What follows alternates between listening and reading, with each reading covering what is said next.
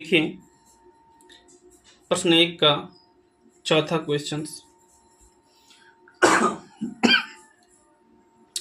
खाते में प्रत्येक वर्ष का मिश्र धन, खाते में प्रत्येक वर्ष का मिश्र धन जबकि 10,000 रुपये की राशि 8% वार्षिक की दर से चक्रवृद्धि ब्याज पर जमा की जाती है। तो प्रत्येक वर्ष का मिश्र धन ज्ञात करना है। तो मिश्र धन बराबर क्या होता है? P ब्रैकेट में फिर 1 प्लस R बटा 100 और यहाँ N। P बराबर होता है मूलधन, P बराबर होता है मूलधन, R बराबर होता है दर, ठीक, और N बराबर होता है समय। यहाँ मूलधन कितना दिया है? 10,000 रुपये दिया है। दर कितनी दिए है? 8% दिए है। समय के अनुसार 1 2 3 जितना आपको निकालना हो। तो यहाँ पर कह रहा खाते में प्रत्येक वर्ष का मिश्र धन जबकि 10,000 रुपये की राशि 8% वार्षिक की दर से चक्रवृद्धि ब्याज पर जमा की जाती है। तो आप लिखेंगे प्रथम मूलधन बराबर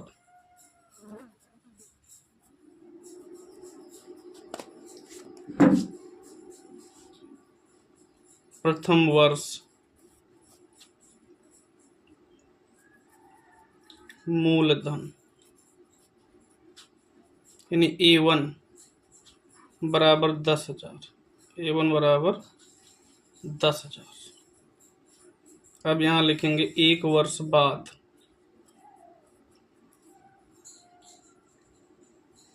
एक वर्ष बाद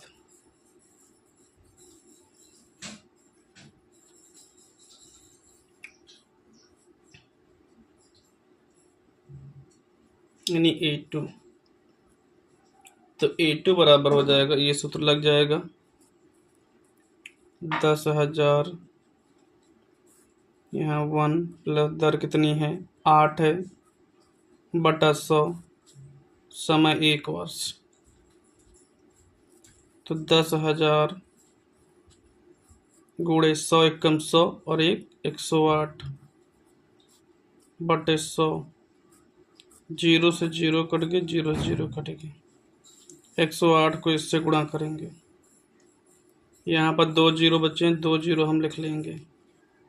1 अट्ठे 8, 1 0 m 0, 1 कम 1, इतना हो गया दूसरा पद। अब 2 वर्ष बाद देखते हैं, 2 वर्ष बाद यानी A3 10,000 1 प्लस 8 बटे 100। अब समय हो जाएगा 2 वर्ष। कितना हो जाएगा समय? 2 वर्ष। तो यहाँ पर लिखते हैं 10,000 गुणे 108 ही आएगा, 108 बटे 100 गुणे 108 बटे 100, 0 से 0 कट गया, 0 से 0 कट गया, 0 से 0 कट गया, 0 से 0 कट गया। 108 का 108 में गुणा कर देते हैं।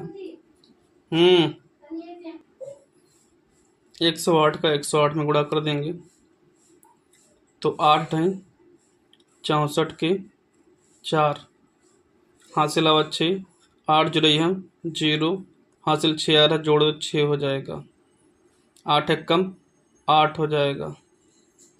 यहाँ एक क्रॉस कर दीजिए, 0 अट्ठे 0, 0 0 हम 0, 0 एक कम 0, यहाँ पर भी क्रॉस करिए, एक और क्रॉस करिए, 2 क्रॉस हो जाएंगे। अब 1 अट्ठे 8, 1 0 हम 0, 1 एक कम 1। अब इसको जोड़ दीजिए, यहाँ 4 हो जाएगा, यहाँ 6 हो जाएगा, यहाँ 8 8 16 का 6 हो जाएगा, हासिल हुआ 1 1 और 1। ये आपका तीसरा पद हो गया। अब हम चौथा पद देखेंगे, यानी 3 वर्ष बाद, 3 वर्ष बाद A4 बराबर 10,000 1 + 8/100 क्यूब। यहाँ पर हो जाएगा 10,000 गुणे 108 को 3 बार गुणा करेंगे,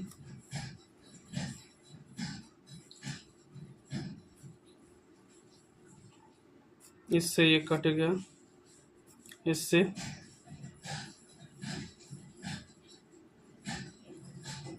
ये कट जाएगा, इस 0 से ये 0 कट गए, इन 0 से ये 0 कट गए। 108 गुणे 108 इतना आता ही है, कितना आता है 11 6 64। इसमें 108 का मल्टीप्लाई कर दीजिए, 8 चौक 32 का 2, हासिल हुआ 3, 8 छंग 48 और 3 51 का 1, हासिल आया 5, 8 छंग 48 और 5 53 का 3, हासिल हुआ 5, 8 कम 8, 8 कम 8 5 13 का 3, हासिल हुआ 1, 8 कम 8 और 1 9। एक बार रिपीट कर लेते हैं, 8 चौक 32 का 2, हासिल हुआ 3, 8 छंग 48 3 51 के 1, हासिल हुआ 5, 8 छंग 48 और 5 53, हासिल हुआ 5, 8 कम 8 5 13 3, हासिल हुआ 1, ठीक 9।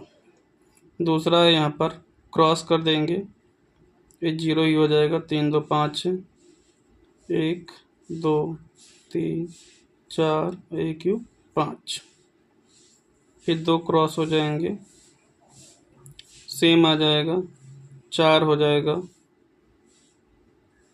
6 हो जाएगा, फिर 6 हो जाएगा, फिर 1 होगा, फिर 1 होगा। अब इसको हम जोड़ देंगे, जोड़ने के बाद देखिए कितना आ रहा है, यहाँ 2 है, 2 ही आ जाएगा, 1 में 0 को जोड़ेंगे तो कितना आएगा 1 आएगा, 3 में 4 को जोड़ेंगे तो कितना आएगा 7 आएगा, 3 में 6 को जोड़ेंगे कितना आएगा 9 आएगा,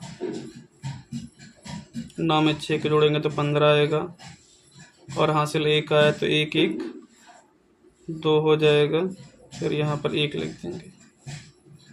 ये आपका चौथा पद हो जाएगा, ठीक। तो इस प्रकार से प्राप्त संख्याएं, तो इस प्रकार से हमें प्राप्त राशियां हैं।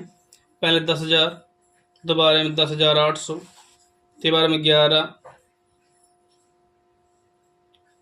तो 11,664, फिर 1,25,000, नहीं 12,65,712, 12,65,712।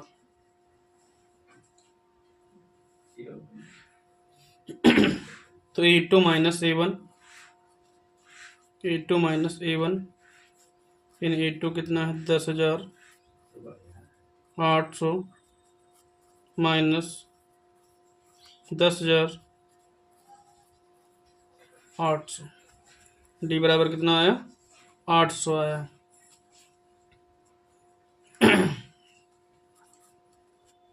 फिर देखते हैं A3 माइनस A2, तो A3 कितना है 11,664 माइनस 10,800, घटा दिए, 4 में 0 जाएगा तो 4 आएगा, 6 में 0 जाएगा तो 6 आएगा, और यहाँ 6 में जाएगा तो 16 में से 8 जाएगा तो 8 आएगा, यहाँ 0 में 0 गया तो 0, एक एक गया तो 0 ही आएगा, यानी 8 से 64। तो आपने क्या देखा, आपने देखा कि A2 minus A1 is not equal